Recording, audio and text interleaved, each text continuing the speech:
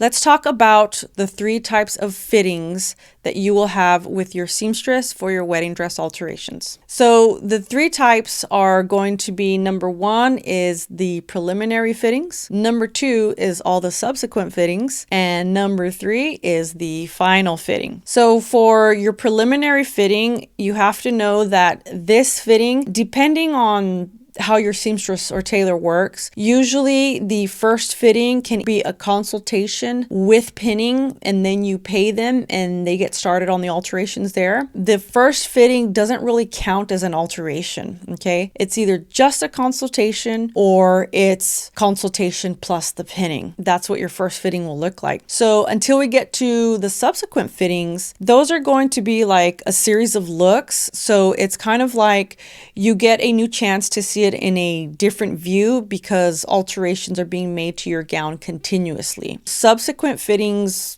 in general, you could have 2, 3, 4 fittings. I know the bridal alterations industry, or the bridal industry at large, I guess I should say, is that they always say, oh, you'll probably need like 3 fittings. They always say it's like a standard 1, 2, 3 fittings. Well, it doesn't really go like that, especially if you have a dress that needs head to toe alterations because it's either too big or you bought it off the rack, needs lots of repairs, or if there's lots of custom changes you want to make to your dress or make for your dress, such as adding sleeves or things like that. So in general, like for example, lots of our brides end up having I think 7 is probably average for the type of work that we do, because we do all those crazy things, I guess. Head to toe, everything. We do resizing, reshaping, contouring, customizations, and the works. It's like all the bells and whistles. So it's going to depend how many subsequent fittings you have. So during your subsequent fitting, which would be, let's say, the second alterations appointment, your subsequent fitting is actually the first time that you see changes actually made to the structure of your wedding gown. Again,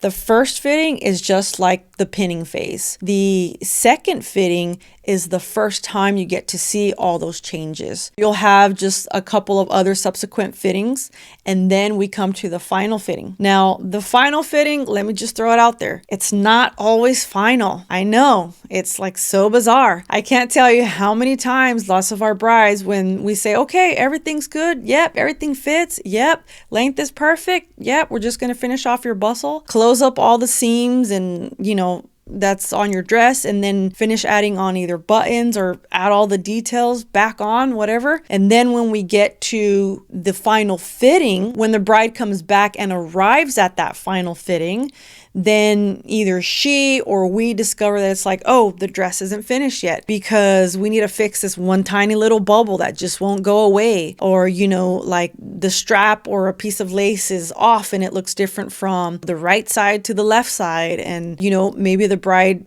changed her shoes, and so now we have to adjust the bustle. So then we end up having another final. So just know in general that final should truly be a final, but sometimes it's not. And other times you just have to keep labeling it a final because it's like, look, everything's done. We're just fixing this one little thing. And if the dress has to come back again, then so be it. And it is what it is. All in all is to say is that your first fitting is basically the showing up to get measured. Your subsequent fittings are changes that you can see throughout the course of your gown being worked on. And then your final should be where you either take your dress home that day, or something that we like to offer our brides is we say, okay, your dress is final. You've tried it on. You like everything. Everything's 100% perfect. If you want to leave your gown here, and then we do sell a steaming service. And so the bride will leave the gown at our studio for a few more days. And then we'll do the actual steaming and pressing and packaging and everything. And then she or somebody else will come pick it up. And then that's called a pickup. That's obviously after the final happens, because we don't want to have the bride to try on the gown again when it's already been 100% approved, because then it's already been steamed and it's ready to walk down the aisle on the big day. So that's kind of the scope of what it looks like from all of the fittings. So just kind of know the difference there. So if you can relate to this episode, or if you have some wedding dress dilemma of your own, put it down in the comments below. Or if you have a very specific question that you need answering, you can go to seamstressandthebride.com and submit your question there. And be sure to stay tuned because your question could be featured on an upcoming episode.